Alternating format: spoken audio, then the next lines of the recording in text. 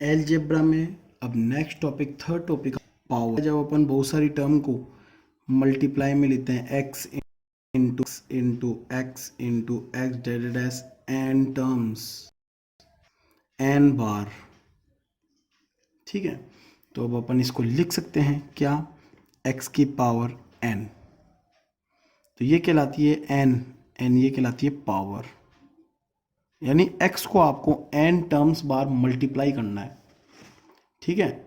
n terms बार आपको इसको क्या करना पड़ेगा, मल्टीप्लाई। सूत्र फॉर्मूले नंबर 1 फर्स्ट है, किसी की भी पावर 0 का मतलब होता है 1। नंबर 2, जब बेस सेम हो और पावर डिफरेंट हो तो पावर ये क्या हो जाती है, ऐड, ठीक है। ये जो x टर्म कहलाती है ये होती है बेस। अब अपन देखते हैं नंबर 3, जब पावर के ऊपर पावर हो तो वो पावर आपस में क्या हो जाती है, मल्टी। नंबर 4, जब बेस सेम हो और डिफरेंट हो तो जब ये नीचे वाली टर्म ऊपर जाती है तो इसकी पावर हो जाती है माइनस की, और फिर से वही बेस सेम है तो x की पावर m माइनस रेटर और डिनोमिनेटर टर्म, अंश और हर के पदों में यदि कोई टर्म हो तो x की पावर m माइनस n बन जाती है। और भी नंबर 5 है 1 अपॉन एक्स की पावर m को अपन x की पावर माइनस m लिखते हैं। तो ये आपके पावर के फॉर्मूले हैं, यही इंपॉर्टेंट है। न्यूमेरिकल को हल करते हैं तो ये आपके काम में आते हैं। जैसे आपको दिया हुआ है y इक्वल टू 9 इंटू 10 की पावर 9 इंटू 1.6 इंटू 10 की पावर माइनस 19 का होल स्क्वायर अपॉन 4 इंटू 10 की पावर माइनस 2 का होल स्क्वायर। सर इसको तो जब भी ऐसा क्वेश्चन आता है तो बच्चे घबरा जाते हैं, तो घबराने की जरूरत नहीं है, आराम से धीरे धीरे इसे सोल्व कीजिए। 9, सबसे पहले आप डिजिट्स को सेपरेट कर ले और को सेपरेट कर ले। कैसे, 9 यहाँ इसमें डिजिट क्या है 1.6 का होल स्क्वायर, तो आप लिख सकते हैं 1.6 इंटू 1.6 इंटू फिर पावर लिखिए 10 की पावर 9, इसके बाद में पावर के ऊपर पावर है तो सर 10 की पावर माइनस 19 का होल स्क्वायर अपॉन 4 का स्क्वायर ये आपको पता है तो 16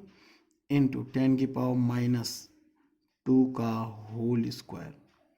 अब सबसे पहले पॉइंट हटाते हैं, पॉइंट और पॉइंट रिमूव, 2 पॉइंट रिमूव करेंगे तो नीचे 100, 16 से 16 कैंसिल आउट, क्या आएगा आपको पता है 16 इंटू 9 144, सही है, इंटू अब पावर लेते हैं, ऊपर पावर 9 10 की पावर 9 इंटू पावर के ऊपर पावर मल्टीप्लाई 10 की 38 अपॉन इंटू 10 की पावर 100 को अपन लिख सकते हैं 10 की पावर 2, 144 इंटू 10 की पावर, ये दोनों ऐड होगी माइनस 9 अपॉन 10 की power minus 4 plus 2, minus 4 plus 2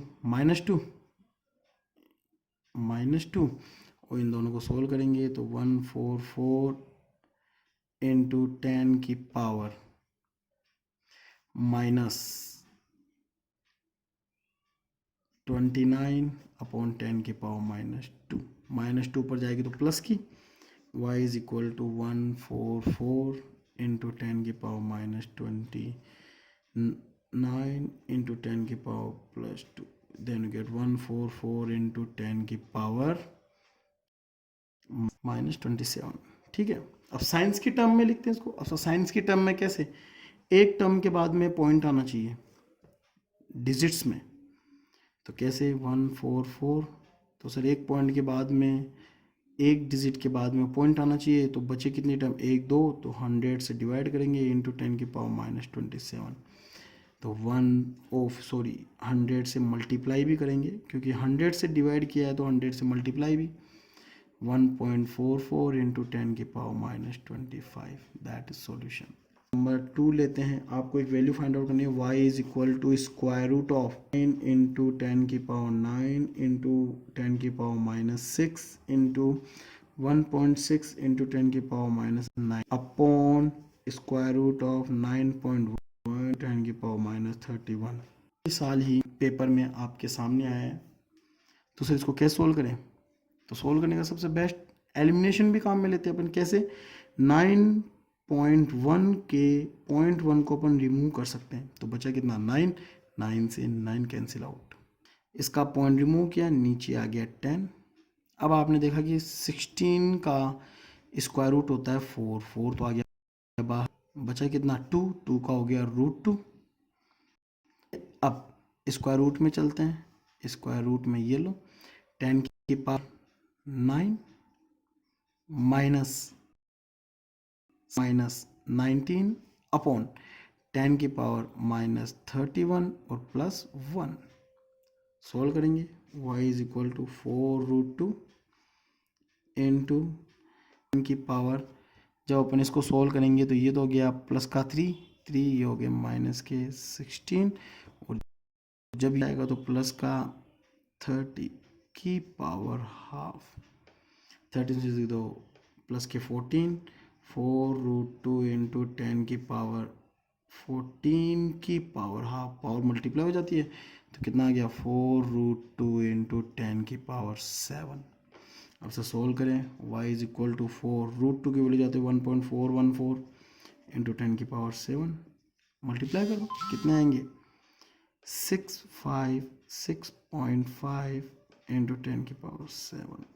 गुणोत्तर श्रेणी, इसको बोलते हैं जियोमेट्रिकल समांतर श्रेणी। समांतर श्रेणी में फर्स्ट पद में कोई संख्या जुड़ जाती है और वह आगे प्रोग्रेस प्राप्त होती है, परंतु गुणोत्तर श्रेणी के अंदर फर्स्ट टर्म प्रथम टर्म मल्टीप्लाई होकर आगे आपके पास एक प्रोग्रेस प्राप्त होती है, मल्टीप्लाई होकर, ठीक है, यानी एक टर्म मल्टीप्लाई होती रहती है। R is known as ratio, common ratio. कैसे निकालेंगे? किसी भी सेकेंड टर्म में फर्स्ट टर्म से डिवाइड कर दीजिए, नेक्स्ट टर्म में प्रीवियस टर्म से डिवाइड कर दो, AR/A, देन गेट R। तो सर क्या पूरी गुणोत्तर श्रेणी आती है? नहीं, ओनली ये क्वेश्चन आता है अनंत पदों का योग, टर्म्स का सम, अनंत पदों का योग। कैसे? जैसे A plus AR plus AR² plus AR³ डेड इनफाइनाइट होता है A/1 minus R, where R less than 1 के कंपेयर बहुत छोटा होना चाहिए। सर कैसे? तो अपन एक न्यूमेरिकल करते हैं। सेकंड न्यूमेरिकल आपको चैप्टर नंबर 1 में मिलेगा, आपको दे दे y equal to K capital Q0/1² plus K capital Q0/2², K capital Q0, K capital Q0/8²,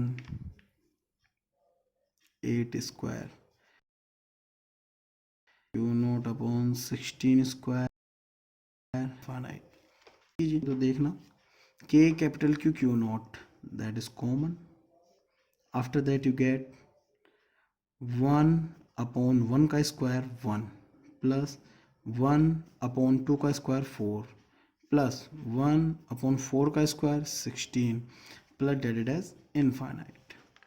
ठीक है, तो सर अपन इसको ऐसे लिख सकते हैं, K कैपिटल Q0 आगे 1 plus 1/4 plus 1/16 डेडेड as infinite term. तो सर ये क्या हो रहा है? 1 प्लस 1/4, तो अपन देखेंगे तो दैट इज द A, प्रथम पद इक्वल टू 1, और R क्या होता है? नेक्स्ट टर्म के अंदर प्रीवियस टर्म से डिवाइड कर दो, तो 1/4 में 1 से डिवाइड कर दो 1/4, एक से छोटा है, तो इसका मतलब ये होता है आपके आर। तो इन्फाइनाइट टर्म का फॉर्मूला क्या, के capital Q Q not into, formula क्या होता है, ए अपॉन 1 - आर। सोल्व करते हैं, के कैपिटल क्यू क्यू नॉट, ए कितना होता है 1/1 - 1/4। सोल्व करेंगे तो के कैपिटल क्यू क्यू नॉट 1/, यहाँ पे एलसीएम लेंगे तो 4 - 1/4। सोल्व करते हैं, क्या आएगा, के कैपिटल क्यू क्यू नॉट और ये हो गया 1/3/4। सोल्व करेंगे तो 4 के capital Q Q not upon 3, ये सॉल्यूशन। इसी प्रकार अपन नेक्स्ट टॉपिक पे चलते हैं। नंबर 5 इज लॉगरिथम, लघुगणक। ये भी एक इम्पोर्टेंट टर्म है। फिजिक्स की बहुत सारी डेरिवेशंस के अंदर और न्यूमेरिकल्स के अंदर लॉग काम में लेते हैं अपन। ठीक है, तो सर कैसे, तो देखना, y is equal to log base e x, ये दिया हुआ है। तो इसका मतलब ये होता है कि जब ये log हटता है तो ये e इधर आ जाता है और ये e की पावर बन जाता है। Then you can say x equal to e की पावर y। ठीक है, ये फिजिक्स की बहुत सारी कैलकुलेशन को सोल्व करने के लिए अपने स्पेशल काम में लेते हैं। ये log आपके टू टाइप्स के होते हैं। One is the natural log को log बेस ई या ln बोलते हैं। ठीक है, और नंबर 2 होता है log, जो log बेस 10 होता है। इसी की वैल्यू अपन नहीं जान पाते, परंतु इसके द्वारा अपन इसको निकाल सकते हैं। ठीक है, तो इसके अंदर भी कुछ वो अपन देखते हैं क्या है फॉर्मूले।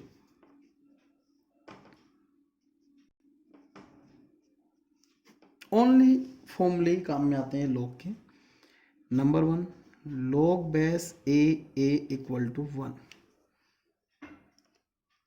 यानी जब बेस और वैल्यू दोनों सेम हो तो इसकी वैल्यू 1 आती है।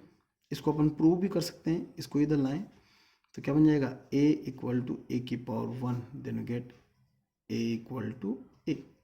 ठीक है, नेक्स्ट नंबर 2,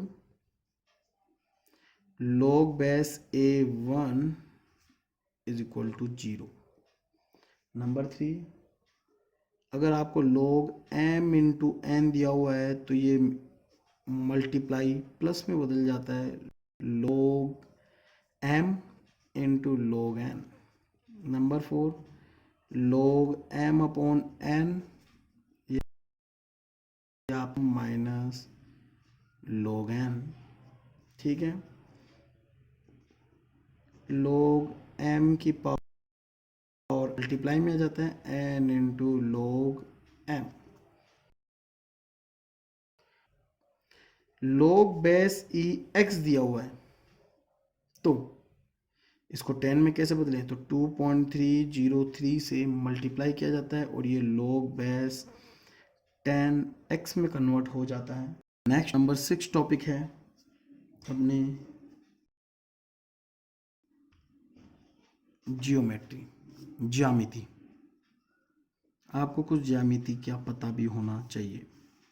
ठीक है, तो सर ज्यामिति में क्या, ज्यामिति में अपने सबसे पहले आता है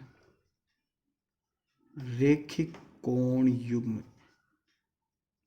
linear pair angle, linear pair angle. से लीनियर पेयर एंगल क्या होती है, जब एक लाइन को कोई एक लाइन काटती है तो यदि ये एंगल x और ये एंगल y हो तो एक की तरफ बनने वाले सभी एंगल्स का 180 होता है। ठीक है, नंबर 2, जब दो पैरेलल लाइंस को, एक ट्रांसवर्सल लाइन दो समानांतर रेखाओं को एक तिर्यक रेखा काटे तो एक की तरफ बनने वाले एंगल करस्पॉन्डिंग एंगल कहलाते हैं। ये देखिए,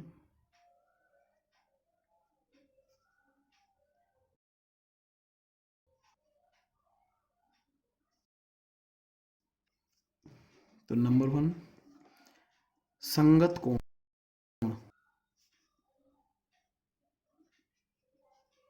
करस्पॉन्डिंग एंगल इक्वल होते हैं। कौन कौन से? कोण 1 इक्वल टू कोण 5, angle 2 equal to angle 6, angle 3 equal to angle 7, angle 4 equal to angle 8। Next है एकांतर कोण। सर एकांतर कोण का मतलब अल्टरनेट एंगल। अब सर अल्टरनेट एंगल में कौन कौन से होते हैं? Angle 3 equal to angle 5, angle 6 equal to angle 4। ठीक है। नेक्स्ट आप क्या आते हैं? Vertically opposite angle. Vertical opposite angle शीर्ष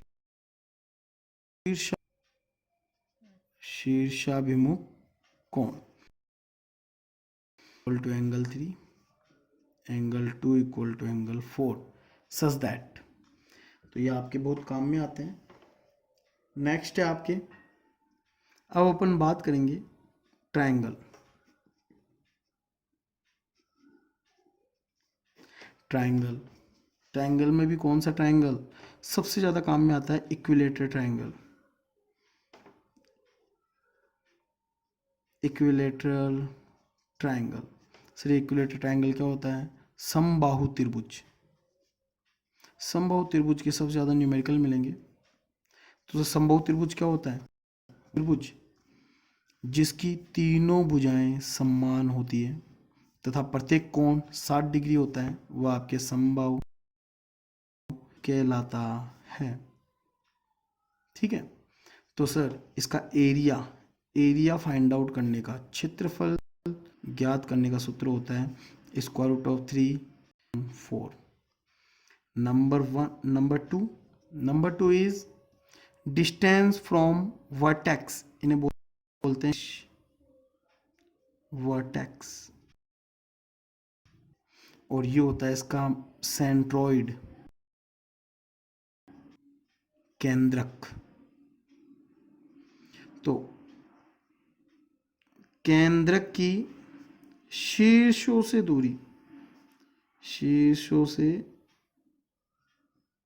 दूरी distance between vertex and centroid is equal to a/√3। सबसे इंपॉर्टेंट न्यूमेरिकल में काम में आएगी। नेक्स्ट अपने कुछ न्यूमेरिकल आएंगे किसके बारे में? स्क्वायर शेप में। तो सर स्क्वायर क्या होता है?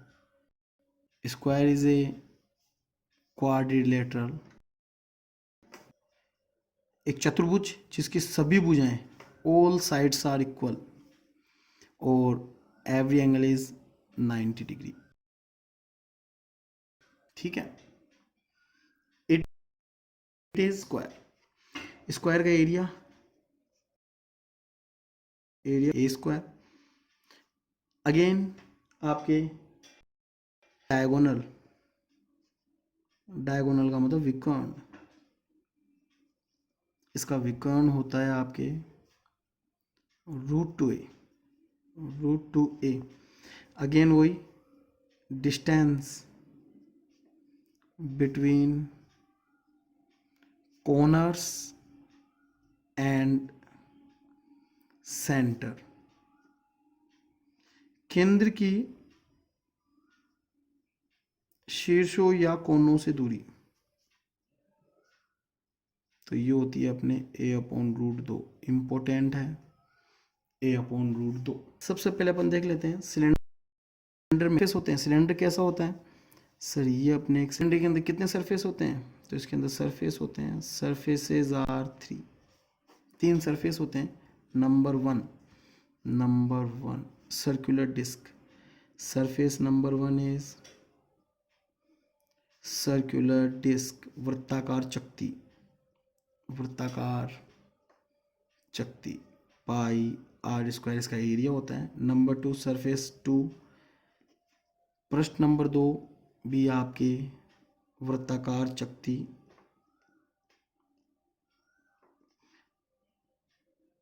Circular disc area pi are square. और नंबर 4 होता के नंबर 3 होता है वक्राकार कर्व्ड सरफेस। इसका फॉर्मूला होता है एरिया का 2 पाई आर एच। ठीक है। इसके बाद में volume of cylinder is equal to pi are square H. Number 6 है स्पेयर गोला। सर गोले में कितने सरफेस होते हैं? इसके अंदर सरफेस पृष्ठ केवल एक ही होता है। एरिया ऑफ स्पेयर गोले का क्षेत्रफल, गोले का क्षेत्रफल होता है 4 pi are square. Volume of sphere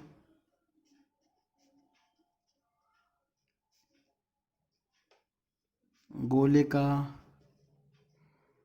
आयतन 4/3 पाई आर क्यूब। क्यूब कुछ न्यूमेरिकल क्यूब के भी होंगे, तो क्यूब का एरिया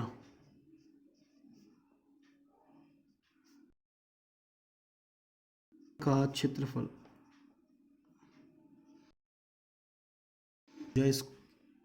6 भुजा स्क्वायर, क्योंकि घन में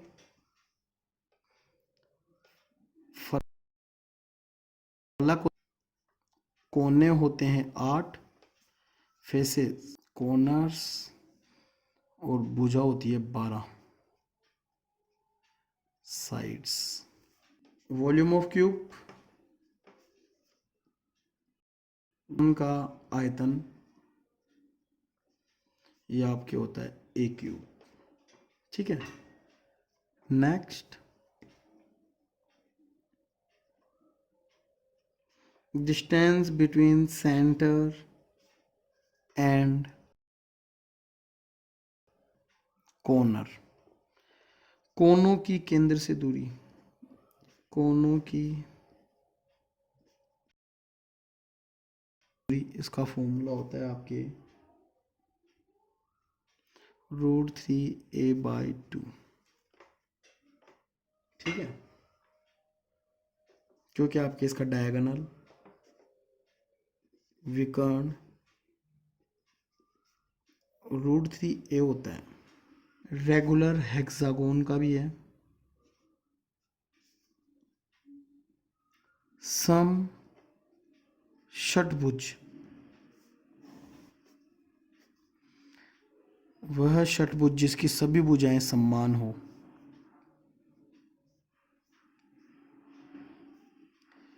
तो